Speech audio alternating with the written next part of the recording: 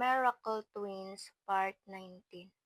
Kaya kung magkakaanak kami, palalakihin ko siya ng mag-isa at pupunuin ng pagmamahal. Isang buwan na ang lumipas at ganun pa rin ang takbo ng buhay.